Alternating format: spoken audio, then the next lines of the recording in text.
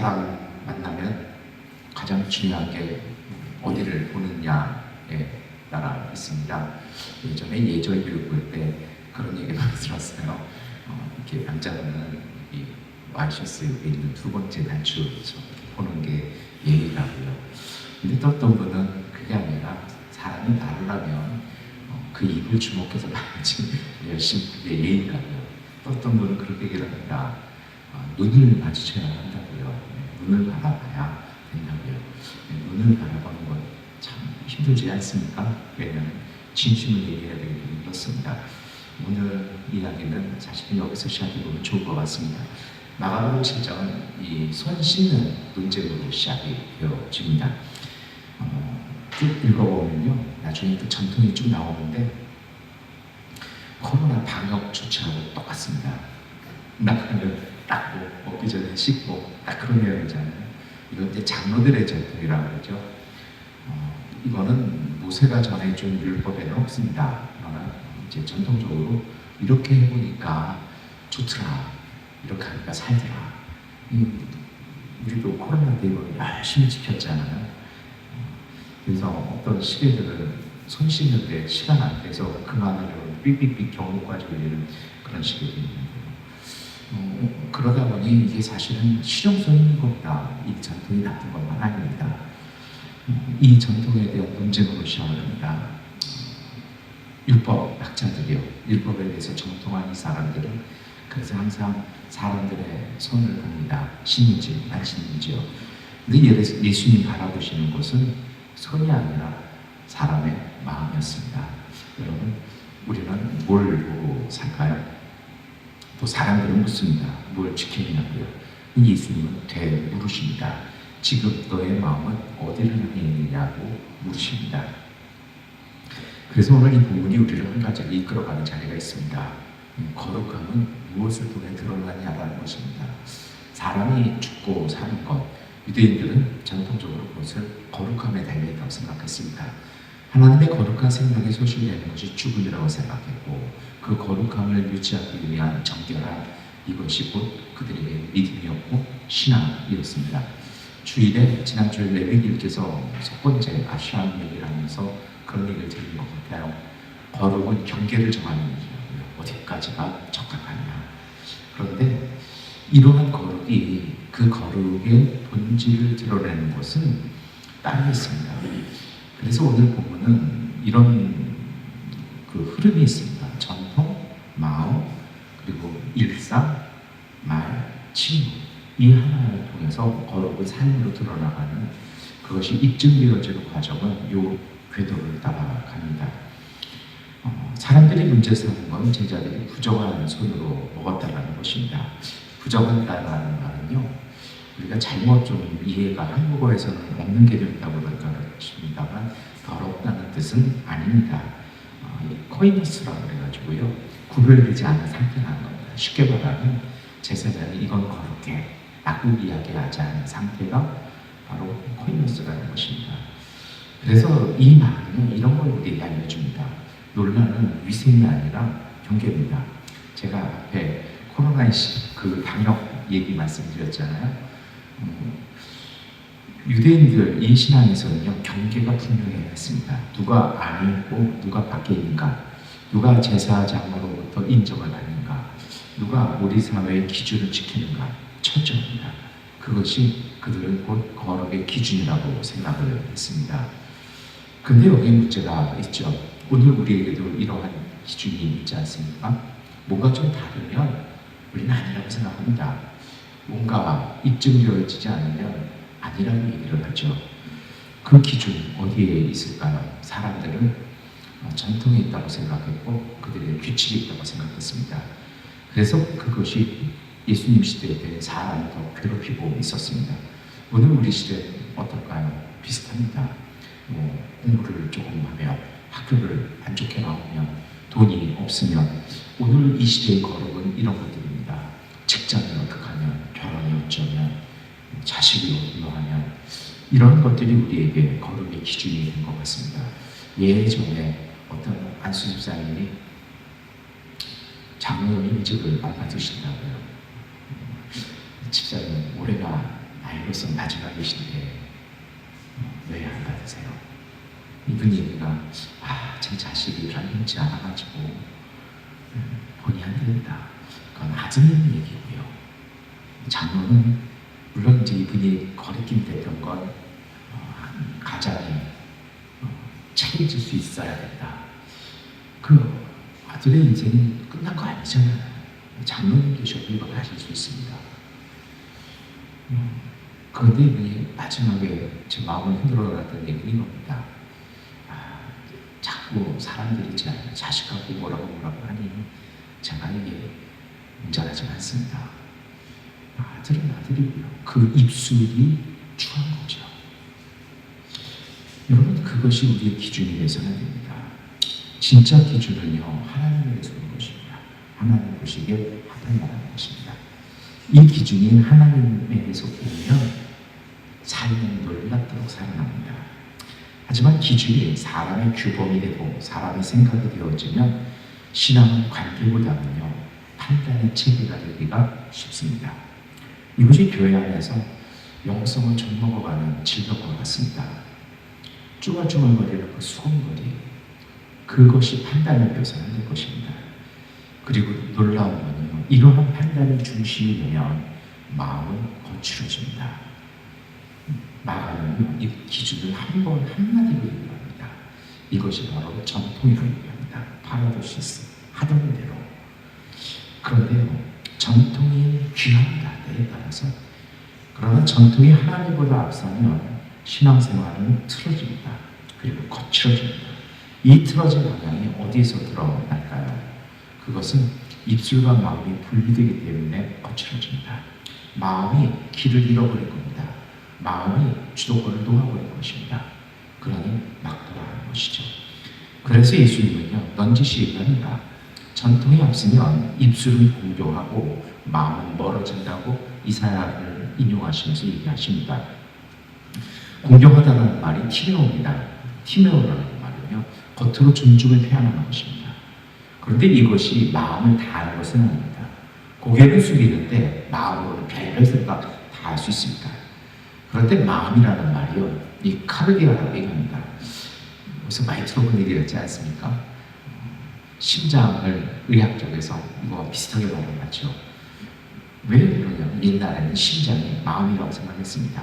왜 그러냐면 이 카르디아라는 말에는요, 감정뿐만이 아니라 생각과 의지와 판단이 머무는 영혼의 방이라고 생각을 했습니다. 그래서 사람의 모양이 하트가 되는 이유는 내 영혼의 전부라는 뜻이 있습니다. 그런데 이런 것이 있어요. 이 카르디아 안에 하나님이 아니라 판단이 들어오기 시작하면 규범에 붙들리기 시작합니다. 마음이 뒤틀린다고 얘기했잖아요. 있어야 할 게 없어요. 그러니 뒤틀리는 거죠. 그러면 그 결과는요, 생각이 급해지고 판단은 단단해집니다. 분명히 십자가 목걸이 차고 있는데요, 손에 성경책 붙잡고 있는데 얼굴에는 근엄함을 넘어서서 누군가를 향한 냉정한 판단과 고집과 그 옹고집이 꽉 차있는 기교한 신앙으로 바뀌어버리기만 합니다.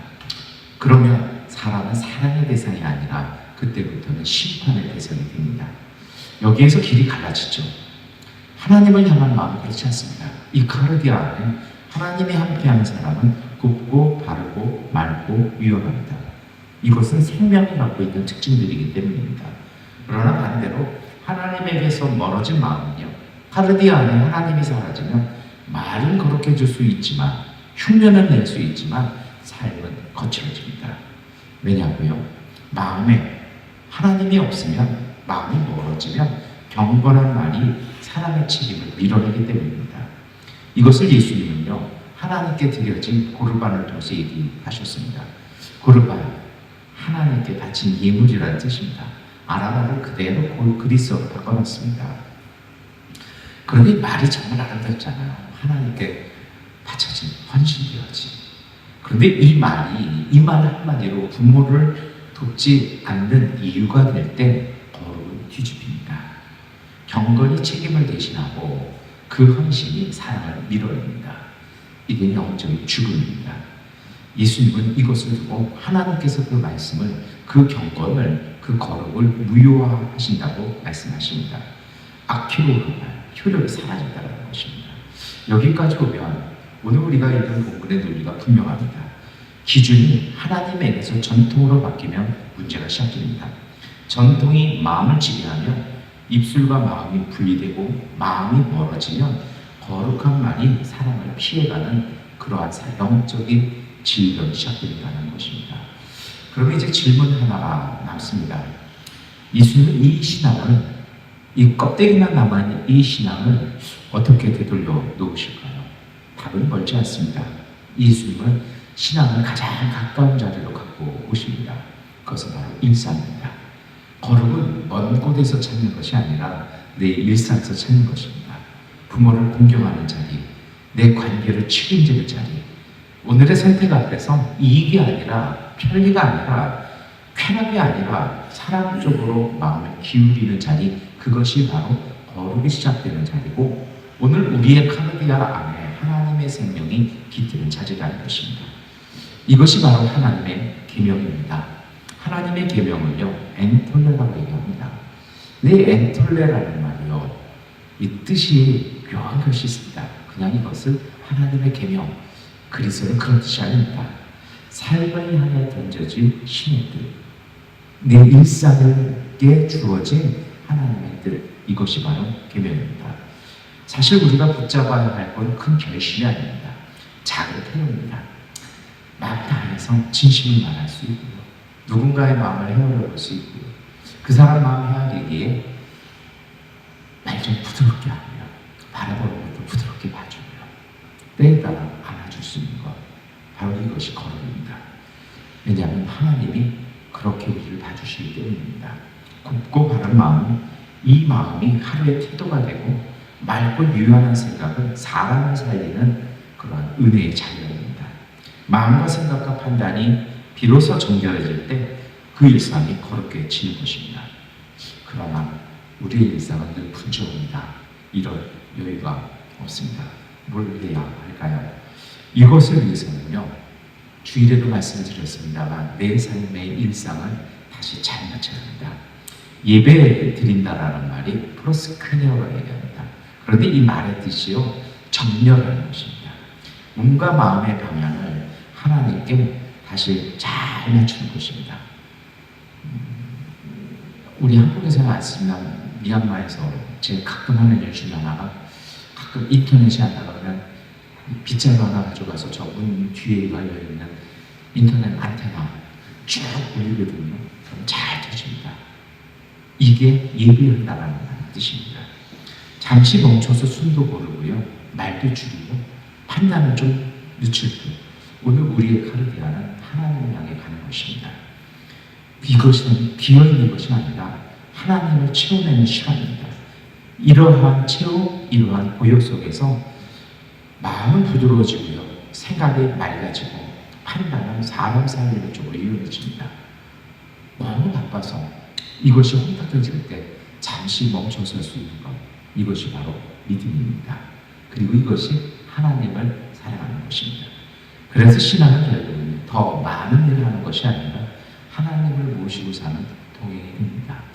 하나님 없는 거룩은 유지될 수 없습니다. 이제 우리 기도할 시간입니다. 마가복음 7장은 우리의 신앙을 아주 단순하고 분명하게 만듭니다. 기준을 다시 하나님께 드리는 거예요. 내가 판단하는 것이 아니라 하나님의 것이 합당하도록 하는 것이요, 입술과 마음을 하나로 모아보는 것입니다. 마음에서 우러나오는 행동, 마음에서 시작되어진 말을 하는 것을 연습해 보아야 합니다. 경건한 말이 아니라 사람의 책임을 선택하고요, 일상에서 그래서 하나님의 말씀을 살아내는 것입니다. 그리고 이것이 힘들어질 때마다 멈추어 서서 내 자신을, 내 마음을 다시 정렬하는 것입니다. 이것이 바로 기도입니다.